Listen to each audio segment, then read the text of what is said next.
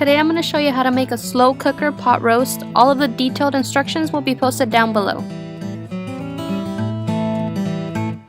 So you're going to grab 2 to 3 pounds of chuck roast, and then it's easier for you to set all of your ingredients on the side already as I have them right here. In a large skillet, you're going to heat olive oil over medium heat.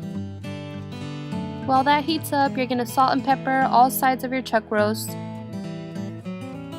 You'll want to add a pretty good amount. Remember that it's a very big piece of meat, so be generous with the amount of salt and pepper that you add to it.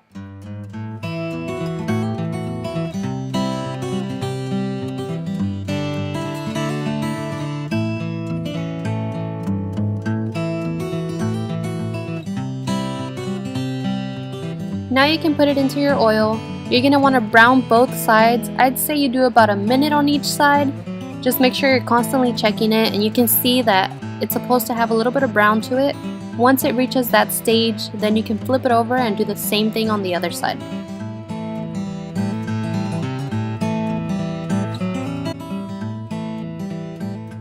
Okay, now that you've browned it on both sides, you're going to take your crock pot, set it to high heat, and you're going to put your chuck roast in there. Now we're going to start to put all of the rest of the ingredients in there as well. So you're going to start with your 2 cups of beef broth, and then you're going to add in your Worcestershire sauce and your minced garlic and your onion powder.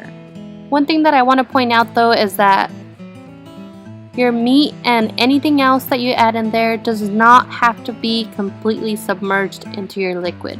It's perfectly fine if it's sticking out just like mine is right there.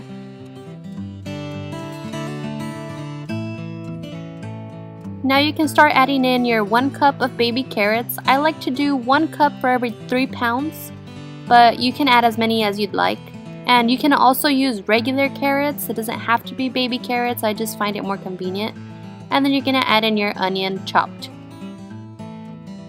If you're anything like me, you're still going to try to get as many carrots and onions as you can submerged in the liquid, but like I said before, it's not necessary, so don't worry if you can't get it all under there. Now you're going to cook it on high for an hour and a half, and then an additional 5 hours on low heat.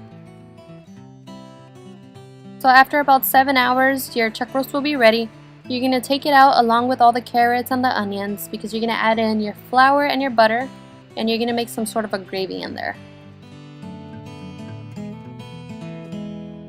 Now you see right there that a little piece of it fell off because it's extremely tender. That's how tender you want it to be. You want to be able to stick a fork into your chuck roast and have it slide right out. As I mentioned earlier, you're going to take your onions and your carrots out as well, but you're just going to put them on a separate plate because now you're going to want to shred your beef. You can use forks or anything else that is easier for you to use. I actually have these bear claws that I got from Amazon. They were like $13. If you want to make your life so much easier, I recommend that you purchase these. They're amazing, you don't get burned at all, and it actually makes the process so much faster.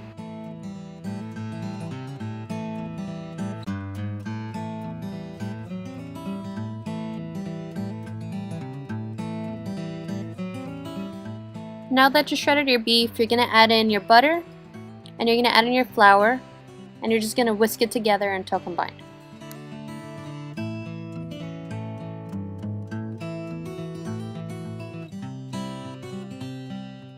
Now you just cover it and cook it for an additional 10 minutes on high heat.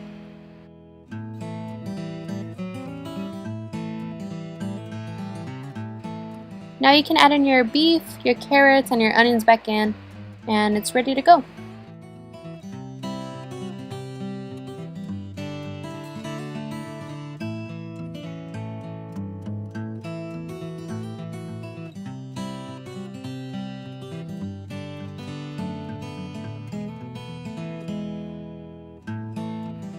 That completes your pot roast. Now all you have to do is pretty much plate it with your favorite 2 sides. I always tend to do mashed potatoes with brown gravy and corn for some reason. But you know, you can add whatever 2 sides you prefer. I hope you guys enjoyed this video. If you have any comments or questions, please leave them down below and I will get back to you.